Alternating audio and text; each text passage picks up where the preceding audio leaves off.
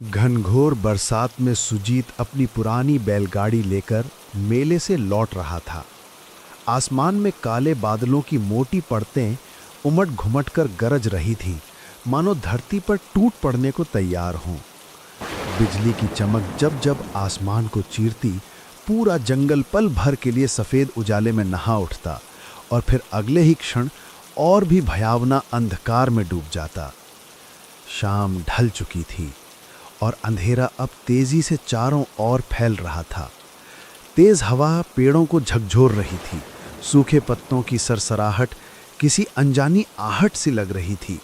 हे भोलेनाथ, कैसी घनघोर बरसात बरसा दी है। घर पहुंचना भी दुश्वार हो गया है। अरे ये कीचड़ भी ना। बस अब हिम्मत रखो रे बैलों, थोड़ा और, अभी हमें गांव पहुंचना है। काश मैं मेले में इतनी देर तक नहीं रुकता। अरे चलो रे, थोड़ा और जोर लगाओ, ये कीचड़ भी बस नहीं छोड़ता। हे बाप रे, ये बिजली तो सिर पर ही गिरी लगती है। मेले की वो भीड़ अब किसी सपने जैसी लग रही है। यहाँ तो बस डर ही डर है। ये कैसी रात है, बारिश रुकने का नाम ही नहीं ले रही। अरे भोलेनाथ, कहीं ये वही रास्ता तो नहीं जहाँ की कहानियाँ लोग सुनाते हैं। दिल धक धक कर रहा है मेरा। काश अब जल्दी कोई आसरा मिल जाए। बारिश अब और भी तेज होती जा रही थी। बूंदें इतनी वेग से गिर रही थीं कि चेहरे पर पड़ते ही हल्की सी चोट का एहसास होता था। आसमान में बिजली बार बार चमक रही थी और बादलों की गड़गड़ाहट से धरती जैसे कांप उठती थी। चारों ओर सन्नाटा पसरा हुआ था। ना कोई इंसान, ना कोई आवाज, बस बारिश की लगातार ध्वनि और दूर कहीं से आती जंगली जानवरों की डरावनी आवाजें। सुजीत का दिल जोर जोर से धड़कने लगा। उसने इस रास्ते के बारे में कई डरावनी कहानियां सुनी थीं। तभी अचानक उसे दूर कहीं से मंदिर की घंटी की आवाज सुनाई दी। अजीब बात ये थी कि वो आवाज बारिश के शोर के बीच भी साफ और गूंजती हुई सुनाई दे रही थी। सुजीत ने ध्यान से सुना। हाँ, ये निश्चित ही किसी मंदिर की घंटी थी। अरे ये आवाज, ये तो मंदिर की घंटी जैसी लग रही है। हाँ बिल्कुल, पर इतनी तेज बारिश में कौन बजा रहा होगा इसे? सुजीत ने बैलों को उस आवाज की दिशा में मोड़ दिया। कुछ दूरी तय करने के बाद उसे घने पेड़ों के बीच एक बहुत ही पुराना शिव मंदिर दिखाई दिया। मंदिर पत्थरों से बना था और देखने में काफी जर्जर व प्राचीन लग रहा था। पर अजीब बात यह थी कि उसके भीतर से हल्की सी रोशनी झिलमिला रही थी। सुजीत ने अपनी बैलगाड़ी मंदिर के पास रोकी और उत्सुकता व डर के मिले जुले भाव के साथ जल्दी से मंदिर के अंदर चला गया। मंदिर बाहर से जितना पुराना लग रहा था, अंदर उतना ही स्वच्छ और शांत था। शिवलिंग के सामने अगरबत्तियां जल रही थीं और चारों ओर दूध और चंदन की हल्की सी खुशबू फैली हुई थी। ऐसा लग रहा था जैसे किसी ने अभी अभी पूजा की हो, मगर वहां कोई दिखाई नहीं दे रहा था। कोई है यहाँ? कृपया बाहर आइए, मैं रास्ता भटक गया हूँ। बारिश बहुत तेज हो रही है। रास्ता कीचड़ में डूब गया है। बैल भी थक गए हैं। अगर थोड़ी देर यहीं रुक जाऊं तो कोई आपत्ति तो नहीं? अजीब है, मंदिर में रोशनी जल रही है, अगरबत्तियां भी सुलगी हैं, फिर कोई दिख क्यों नहीं रहा? कुछ देर बाद मंदिर के पिछले वाले कमरे से एक वृद्धा साधु प्रकट हुए, जिन्होंने गेरुए वस्त्र धारण कर रखे थे। उनकी आंखों में गहरी शांति थी, पर चेहरे पर किसी गहरी चिंता की छाया साफ झलक रही थी। कौन हो तुम बेटा? इस तूफानी रात में यहाँ कैसे आ पहुँचे? महाराज, मैं पास के गांव से लौट रहा था। मेला देर तक चला गया, इसलिए देर हो गई। रास्ते में इतनी भयंकर बारिश शुरू हो गई कि कुछ सूझा ही नहीं।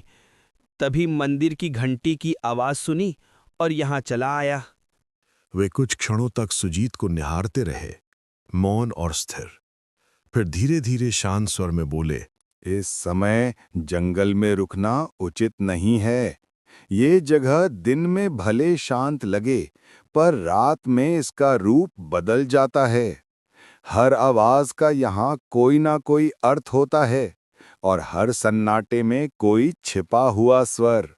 बेटा, अगर तुमने बाहर की घंटी सुनी है तो जान लो, वो हर किसी को नहीं बुलाती। मगर महाराज, आप कह रहे हैं कि वो घंटी हर किसी को नहीं बुलाती, इसका क्या मतलब है? साधु ने एक गहरी सांस ली। उनकी आंखों की शांति अब गंभीरता में बदल गई। कुछ पल तक वे मौन रहकर सुजीत को ध्यान से देखते रहे, मानो उसके भीतर कुछ खोज रहे हों। फिर धीरे से बोले, बेटा, आज की रात यहीं मंदिर में रुक जाना। बाहर तूफान अभी थमने वाला नहीं है। मगर मेरी बात ध्यान से सुन। आधी रात के बाद अगर कोई आवाज सुनाई दे, चाहे कोई पुकारे, रोए या तुम्हारा नाम ले, किसी भी हालत में इस मंदिर की सीमा के बाहर मत जाना। याद रखना, हर आवाज इंसान की नहीं होती। सुजीत को साधु की बात कुछ अजीब जरूर लगी, पर उनके चेहरे पर झलकती गंभीरता देखकर साफ महसूस हो रहा था कि वे मजाक नहीं कर रहे थे। जी महाराज, मैं आपकी बात का ध्यान रखूंगा। चाहे कैसी भी आवाज क्यों न सुनाई दे, मैं मंदिर के बाहर कदम नहीं रखूंगा। उसने मन ही मन सोचा कि शायद रात में यहां जंगली जानवर आ जाते होंगे, इसलिए साधु महाराज उसे डराकर सावधान करना चाह रहे हैं। साधु ने उसे पास के एक कोने में बैठने के लिए कहा। फिर वे अंदर चले गए और थोड़ी देर में एक थाली में कुछ ताजे फल लेकर लौटे। लो बेटा, ये कुछ ताजे फल खा लो। रास्ता लंबा था, शरीर को आराम और भोजन दोनों की जरूरत है। बाहर तूफान है, इसलिए आज यहीं ठहर जाओ। भगवान शिव की शरण में हो, चिंता मत करो, सब ठीक रहेगा। सुजीत ने शांति से फल खाए और पानी पिया। साधु महाराज ने उसे एक पुरानी चटाई और कंबल दिया ताकि वो आराम कर सके। सुजीत ने श्रद्धा से भगवान शिव को प्रणाम किया और मंदिर के कोने में जाकर लेट गया। थकान के मारे उसकी आंखें धीरे धीरे बंद होने लगी। बाहर रात अब और गहरी हो चली थी। बारिश अब भी जोरों पर की और हवाएं मंदिर की दीवारों से टकराकर सनसनाती हुई गुजर रही थी। सुजीत नींद में जाने ही वाला था कि अचानक उसे एक अजीब सी आवाज सुनाई दी। पहले तो वो बहुत धीमी थी, पर कुछ ही पलों में वो आवाज धीरे धीरे तेज होती चली गई। सुजीत बेटा, बाहर आ जा। देख, मैं यहाँ हूँ। डर मत, मैं तेरी माँ हूँ। तू इतनी देर से लौटा नहीं, मैं तुझे ढूंढती ढूंढती यहाँ तक आ गई। बेटा, बस एक बार बाहर आ जा। देख, तेरी माँ तुझे बुला रही है। मेरे पास आ जा सुजीत। तू मुझे पहचानता है ना? मेरी आवाज़ सुन बेटा, मैं तुझसे मिलने आई हूँ। सुजीत, मेरी बात सुनो बेटा, मैं बड़ी मुसीबत में हूँ। कोई मुझे यहाँ से ले जाओ, वरना मैं बच नहीं पाऊंगी। तू तो मेरा साहसी बेटा है ना? बस एक बार बाहर आ जा, मुझे तेरी ज़रूरत है। देख, मैं यहीं तेरे मंदिर के बाहर खड़ी हूँ, ठंडी बारिश में भीग रही हूँ। जल्दी आ बेटा, मुझे बचा ले। सुजीत की आंखें अचानक खुल गईं। वो चौंक कर उठ बैठा। उसके चारों ओर सन्नाटा पसरा था, पर वो आवाज अब और स्पष्ट सुनाई दे रही थी। अजीब बात ये थी कि वो आवाज किसी और की नहीं, बल्कि उसकी अपने माँ की आवाज जैसी लग रही थी। ये आवाज माँ की लग रही है, लेकिन माँ यहाँ कैसे हो सकती है? नहीं, ये सच नहीं हो सकता। वो तो गांव में थी, पर अगर सच में वो हैं, तो मैं कैसे अंदर बैठा रहूं? हे शिव शंकर, अब मैं क्या करूं? बाहर जाऊं या नहीं? सुजीत का दिल जोर जोर से धड़कने लगा, मानो उसकी छाती से बाहर निकल आएगा। डर और जिज्ञासा दोनों उसके मन में एक साथ उमड़ने लगे। सुजीत उठ खड़ा हुआ और धीरे धीरे मंदिर के दरवाजे की ओर बढ़ने लगा। उसका हाथ दरवाजे की ओर बढ़ रहा था, जबकि मन भीतर से कह रहा था, शायद बाहर अगर माँ है और अगर सच में उन्हें एक मदद चाहिए तो मैं कैसे न जाऊं। तभी अचानक किसी ने उसका हाथ कसकर पकड़ लिया। सुजीत सिहर उठा, पीछे मुड़ा तो देखा साधु महाराज उसके पीछे खड़े थे। उनकी आंखों में गहरी गंभीरता और एक अनकहा डर झलक रहा था। रुको बेटा, एक कदम भी बाहर मत रखना। मैंने तुम्हें पहले ही चेतावनी दी थी। जो आवाजें बाहर से आती हैं, वे इंसान की नहीं होती, चाहे वो तेरी माँ की ही क्यों ना लगें। महाराज, पर वो तो सच में मेरी माँ की आवाज थी। वही पुकार रही थी मुझे, कह रही थी कि वो मुसीबत में है।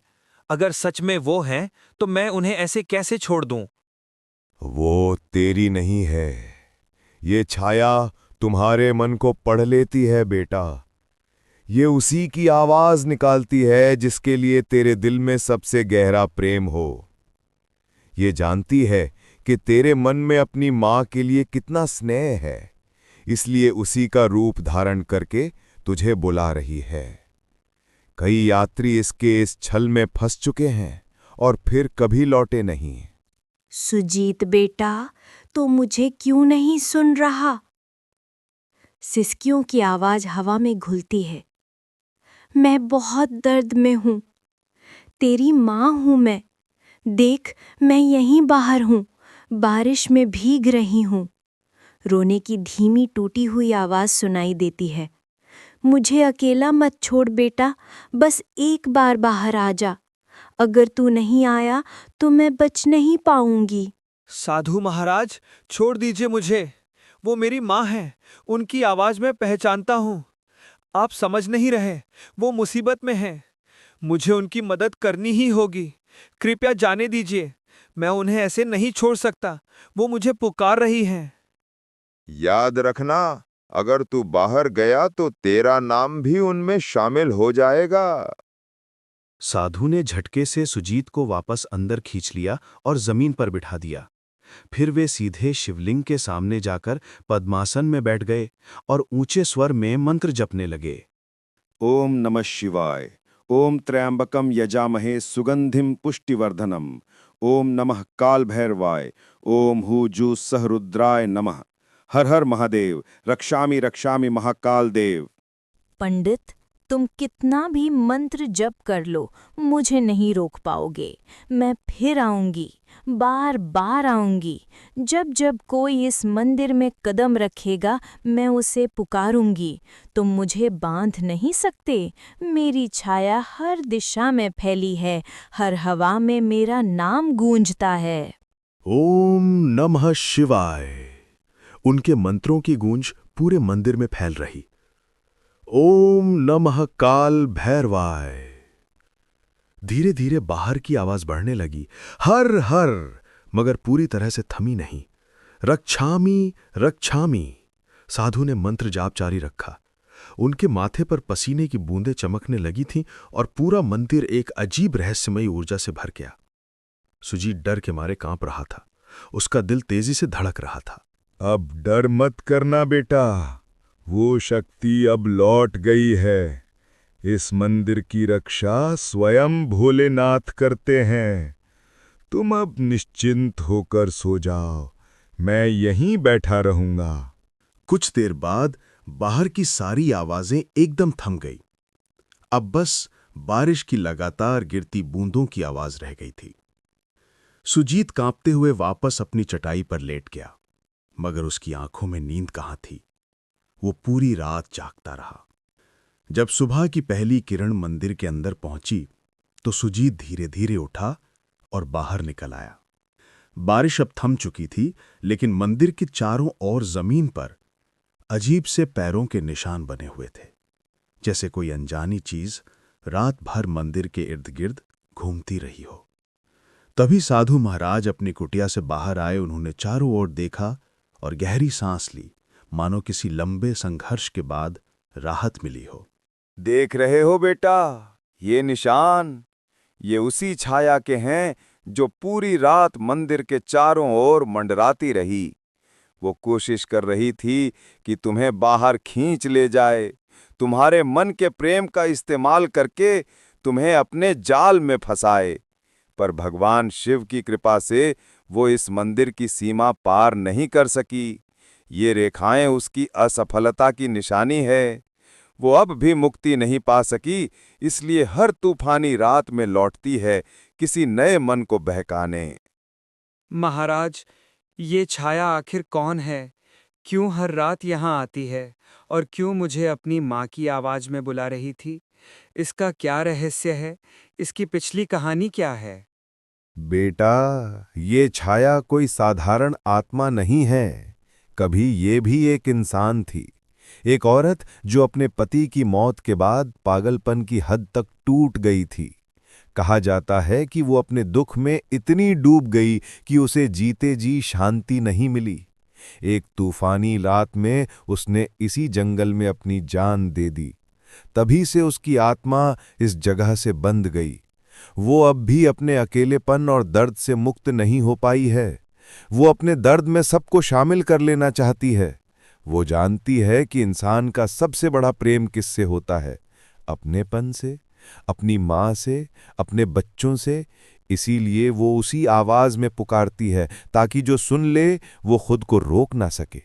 कई यात्री उस केस छलावे में फंस चुके हैं और फिर कभी लौटे नहीं। वही सब उसकी छाया में समा गए, उसी के दुख का हिस्सा बन गए। बेटा, अगर मैं तुम्हें रोका ना होता तो सुबह तक यहां तुम्हारे पैरों के भी निशान नहीं मिलते और तुम्हारे बैल वहीं के वहीं खड़े रह जाते। सुजीत के रोंगटे खड़े हो गए। सुजीत ने कांपते हाथों से साधु के चरण छुए। साधु महाराज, अगर आप मुझे नहीं रोकते तो पता नहीं मेरा क्या होता। साधु महाराज, आपने मेरी जान बचाई है। अगर आप ना होते तो आज मैं जिंदा नहीं होता।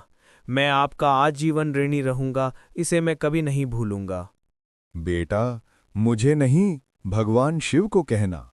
उन्हीं की कृपा से तुम आज सुरक्षित हो।